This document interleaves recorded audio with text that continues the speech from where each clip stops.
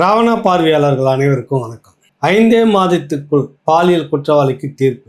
திமுக அரசின் சாதனை. காவல்துறையே இதற்கு முக்கிய பொறுப்பு. காவல்துறை ஒத்துழைப்பு இல்லாமல் இந்த வழக்கு இவ்வளவு விரைவாக தீர்ப்பு கிடைத்திருக்காது. இது போல பாதிக்கப்பட்ட ஒவ்வொரு விடயத்துக்கும் இந்த அரசு, திமுக திராவிட மாடல் அரசு விரைந்து தண்டனை பெற்றுத்தர உறுதியுடன் இருக்கிறது. இப்படியாக பேசியிருப்போர் தமிழக முதலமைச்சர் ஐயா மு.க. ஸ்டாலின் அவர்கள். அண்ணா பல்கலைக்கழக மாணவியினுடைய அந்த பாலியல் சீண்டல் வழக்கு இந்த விடயத்தில் பெரிய சர்ச்சை தமிழ்நாடு முழுக்க பெரிய அளவில் எழுந்தது. வழக்கம் போல திராவிடத்தினுடைய முற்போக்கு முகங்கள் அதில் பதுங்கி கொண்டது. அதையும் தாண்டி ஊடகங்கள் பேசு பொருளாக்கிய பிறகு இந்த வழக்கு விறுவிறுப்பானது. அது சம்பந்தப்பட்ட ஞானசேகரன் திமுகவில் ஒரு முக்கிய பிரமுகராக விஐபியாக இருந்தவர். அதான் நீங்கள் கவனிக்கணும். அது இருக்கிறாரு இல்லை அப்படின்னு பேச்சுவார்த்தை இருக்கும்போது அவர் கட்சியில் இருந்தவர் தான் அப்படின்றத ஐயா அவர் ஆர்எஸ் பாரதி அவர்களே ஒப்புக்கொண்டார். அப்புறம் இருந்தார் நீக்கிட்டோம் அப்படின்றதெல்லாம் சொன்னாங்க. எது எப்படி இருந்தாலும் அந்த சம்பவத்துக்கு பின்னால் அவர் மட்டுமே ஒரு தொடர்புடைய நபராக இல்லை, ஒரு பெரிய கூட்டு கும்பல் இதுக்குள்ளாக இருக்கிறது. கூட்டு பாலியல் வன்முறை நடந்திருக்க வாய்ப்பு இருக்கிறது. மிரட்டி கடத்தப்பட்டு செய்ததுக்கான வாய்ப்புகள்லாம் நிறைய இருக்குன்னு பெரிய அளவில் விவாதிக்கப்பட்டது. அதை பற்றியான எந்த ஒரு பேசுபொருளும் எந்த ஒரு இதையும் பேசுபொருளாக்காமல் அடுத்த சம்பவம்ன்ற மாதிரியே நகர்த்தி கொண்டு வந்து இன்னைக்கு எங்கேயே நிறுத்திட்டு இந்த வழக்கை 5 மாதத்தில் முடிச்சு யார் அந்த சார் அப்படின்றத பற்றியான ஒரு தகவலும் அல்ல. எனக்கு இந்த வழக்கில் இருந்த ஒரு முக்கியமான அதிகாரி, அதாவது அந்த துறை சிறப்பு துறையை சார்ந்து அதுக்குன்னு இருக்கக்கூடிய ஒருத்தர், டிஎஸ்பி அளவில் இருக்கக்கூடிய ஒருத்தர், இதில் எனக்கு அழுத்தம் அதிகமாக இருக்கிறது, மேலிடத்தினுடைய ப்ரெஷர் இருக்குதுன்னு பதவி விலைக்கு போயிருக்கிறார். நேர்மையாக பணி செய்யறதுக்கு அழுத்தம் இருக்குதுன்னு எந்த ஒரு அதிகாரியும் பணி விலகவே மாட்டார். அது ஏன் விசாரிக்கப்படலை அப்படின்ற கேள்வி பரவலாக இருக்கிறது. இன்று இந்த தீர்ப்புக்காக முதலமைச்சர் ஸ்டாலின் பெருமை கொண்டாடிய போது எதிர்க்கட்சி தலைவர் எடப்பாடி அவர்கள், முதலமைச்சர் அவர்கள் இவ்வளவு வேகமாக இந்த வழக்கை முடித்திருப்பதனுடைய நோக்கம் என்ன சந்தேகம் எல்லோருக்குமே இருக்கிறது. குறிப்பாக திமுக காலகட்டத்தில் செய்கிற அந்த ஊழலுக்கு அதிமுக வழக்கு போடுதுனாக்கா அந்த வழக்கு உடனே அடுத்து திமுக வர அந்த ஆட்சியில் விரைந்து முடித்து அவர் நிரபராதி, சொத்து குவிப்பு எதுவுமே கிடையாது, அவர் உண்மையிலே நேர்மையாக உழைச்ச ஒரு உத்தமர் போய் இப்படி சொல்லிட்டீங்கன்ற மாதிரி தீர்ப்பை பெற்றுட்டு போயிடுவாங்க. பிறகு உயர்நீதிமன்றத்தில் யாராவது நீதிபதி, மனசாட்சி உள்ள சில நீதிபதிகள் பார்த்து இப்படி ஒரு தீர்ப்பெல்லாம் நான் படித்ததே இல்லை, தூக்கமே வரலன்னு பொதுநலன் வழக்காக சுமோட்டா வழக்காக எடுத்து விசாரித்து அப்புறமா தீர்ப்பு சரியான விசாரித்து சரியாக தண்டனை கிடைக்கிற அளவுக்குலாம் நடந்துருக்குது இல்லை. அதுபோல் இந்த வழக்கில் அதிமுக ஆட்சி அதிகாரத்துக்கு வந்தால் இதில் உண்மை குற்றவாளிகள் அறியப்படுவார்கள் அப்படின்னு தான் எடப்பாடி சொல்லியிருக்கிறாரு. அப்படி என்றால் இந்த உண்மை குற்றவாளிகள் இது வரைக்கும் கண்டறியப்படவில்லை. அவன் ஒரு ஏஜென்ட், அவ்வளோதான். பயன்படுத்தியவர்கள் இதுக்கு முன்னால் எத்தனை பேர்? ஒரே ஒரு பெண்மணி மட்டும் துணிச்சலாக புகார் கொடுத்துருக்குறாங்க. அப்போ புகார் கொடுக்காமல் அச்சத்தில் எத்தனை பேர் வேலைக்கு போயிருக்கிறாங்க. இன்னைக்கு திடீர்னு இந்த நபர் மட்டுமே போய் ஒரு நாள் நின்று அந்த சம்பவத்தை மிரட்டி அப்படி செய்திருக்க வாய்ப்பே இல்லை. அங்கே இருந்துக்கிட்டு சில பேர்கிட்ட ஃபோனில் பேசியிருக்கிறான், யார் அந்த சார் என்ற விவகாரம்லாம் வந்திருக்குது. ஆனால் எதுவும் இல்லை அப்படின்னு விசாரணை அதிகார மையம் அவங்கக்கிட்ட இருக்குது, காவல்துறையும் முதலமைச்சர்கிட்ட தான் இருக்குது. அவங்க சொல்கிறது தான் நடக்கும். யாருமே இல்லை, எல்லாம் மறைச்சிருங்க, பஞ்சாயத்தை கலைச்சிருங்க, ஒருத்தர் தான் குற்றவாளி. ஆனால் அவர் அழைச்சிட்டு வரப்பெல்லாம் பார்த்தீங்கன்னாக்கா ரொம்ப ராஜ மரியாதையாக தான் அழைச்சிக்கிட்டு வருவாங்க, ஒரு அக்யூஸ்ட் மாதிரிலாம் இருக்காது.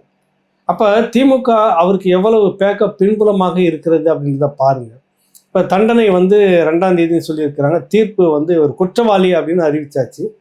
இப்போ தான் உடனே அழுகுறாரு, எனக்கு தாய் தந்தையர்லாம் இருக்கிறாங்க, வயசான தாய் தந்தையர், அப்புறம் தங்கை இந்த மாதிரி இருக்குது, குடும்பத்தை பார்க்க ஆள் கிடையாது அப்படின்னு சொல்லிட்டு கதறி அழுத ஞானசேகரன் தண்டனை குறைச்சி சொல்லுங்கள் எஜமான்ற மாதிரி அவர் அந்த மாதிரிலாம் செய்திருக்கிறாரு. குற்றம் செய்யக்கூடிய எல்லோருக்குமே குடும்பம் இருக்கிறது தான். அதுக்காக அதெல்லாம் பார்த்துட்டு அந்த பின்னணியை பார்த்துட்டு இருந்தால் யாருக்குமே தண்டனை கொடுத்துருக்க முடியாது.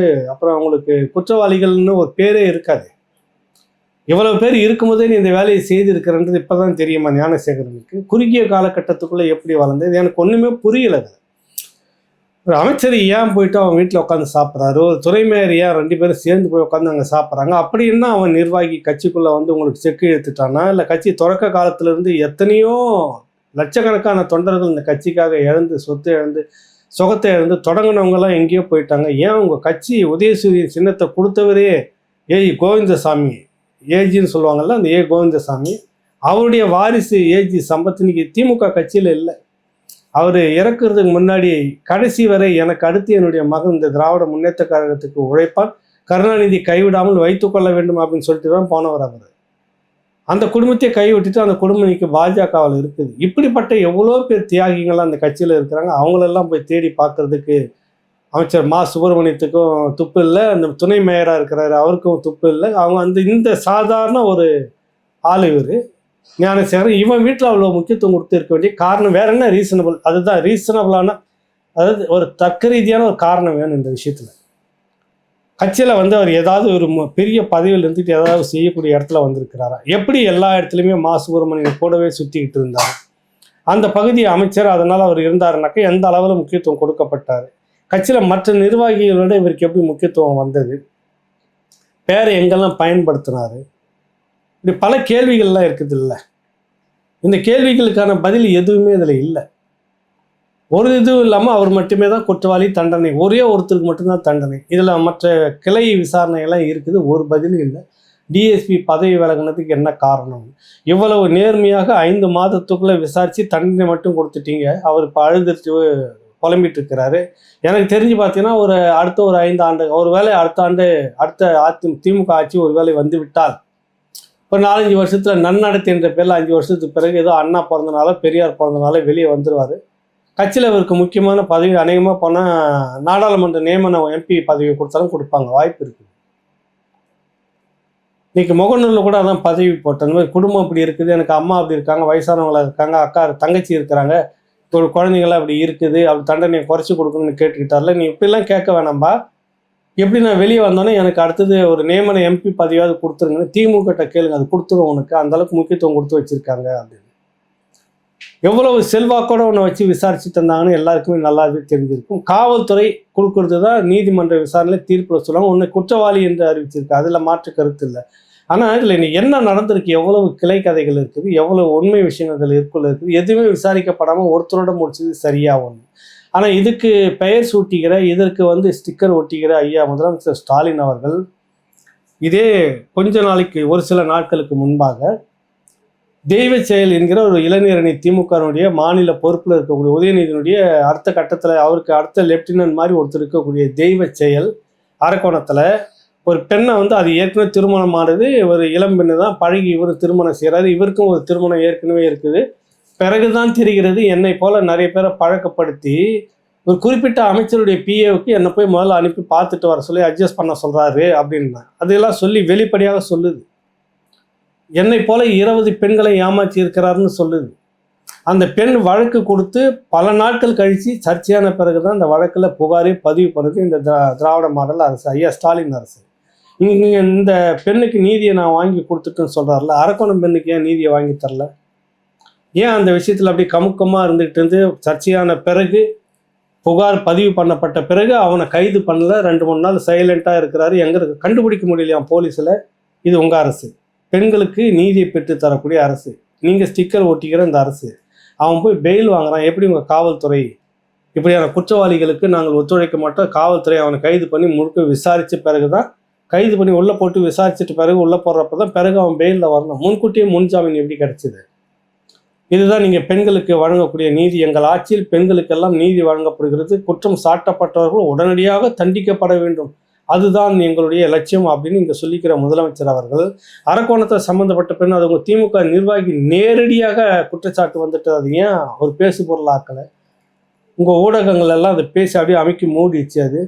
அது அவங்க பழகினாங்க, ஒரு மோட்டிவேஷனில் சொல்லியிருக்குது, முன்விரோதத்தில் சொல்லியிருக்கு. இப்படி இதே மாதிரி எல்லாத்துக்கும் சொல்லிட்டு போனால் சரியாக இருக்குமா? அதில் காவல்துறையை போட்டு நீ உண்மை என்ன இதுன்னு விசாரிச்சிருக்கணுமா இல்லையா? அது போய் கவர்னர்கிட்ட மனு கொடுத்துருக்குது. இப்போ அதுக்கு பிறகு கவர்னர் என்ன செய்வார்னு தெரியாது.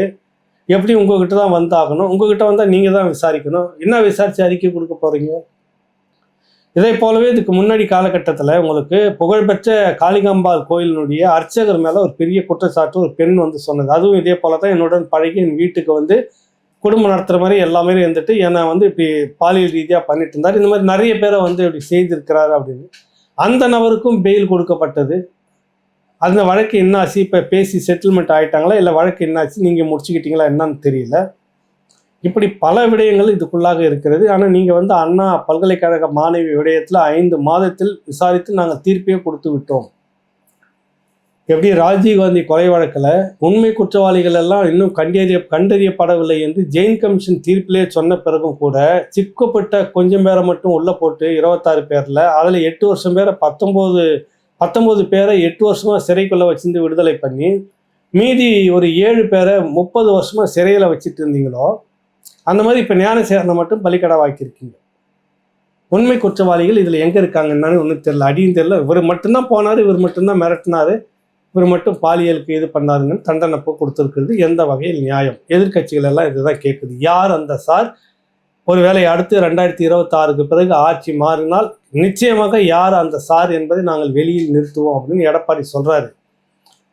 இது எந்த அளவுக்கு சாத்தியப்படுத்த முடியுமா இல்லையா, மறு விசாரணைக்கு வாய்ப்பு இருக்கிறதா இல்லையா, இதெல்லாம் காலம்தான் முடிவு சொல்லும். அந்தந்த காலகட்டத்தில் அரசியல் இருக்குதுல்ல, அது முடிவு சொல்லும்.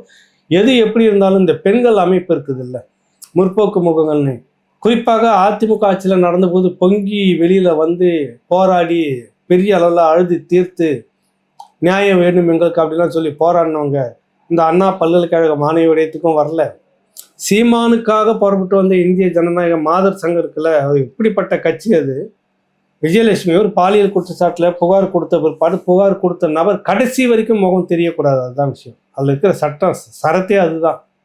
வாரம் ஒரு வீடியோ போட்டுட்டு இருக்கிற ஒரு லேடி அதுக்காக நியாயம் வேணும்னு பெண்கள் நடந்து வீர நட போட்டுட்டு காவல் நிலையத்துக்கு போனீங்கல்ல, அண்ணா பல்கலைக்கழக மாணவி விடயத்துக்கு அப்படி போனீங்களா?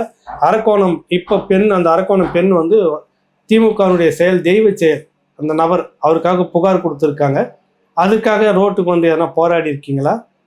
இப்படிதான் இருக்கு உங்களுடைய லட்சணம். எது எப்படி இருந்தாலும் தமிழ்நாடு முதலமைச்சர் ஐயா ஸ்டாலின் அவர்கள் பெண்களுக்கான நீதியை வழங்கக்கூடிய ஆட்சி இது அப்படின்னு இப்பொழுது மார்த்தட்டி சொல்லியிருக்கிறார். காரணம், அண்ணா பல்கலைக்கழக மாணவியிடத்தில் 5 மாதத்தில் தீர்ப்பு. ஆனால் இந்த அரக்கோண பெண்ணுக்கு ஒரே மாதத்தில் சுருக்கு என்ற மாதிரி முடிச்சிருக்கிறாங்க. இது எந்த விதத்தில் நியாயமானது அப்படின்னு ஒரு கேள்வி வந்திருக்கிறது. மீண்டும் அடுத்த நிகழ்ச்சியில் இதை பற்றி விரிவாக நம்ம பேசுவோம், விவாதிப்போம். நன்றி, வணக்கம்.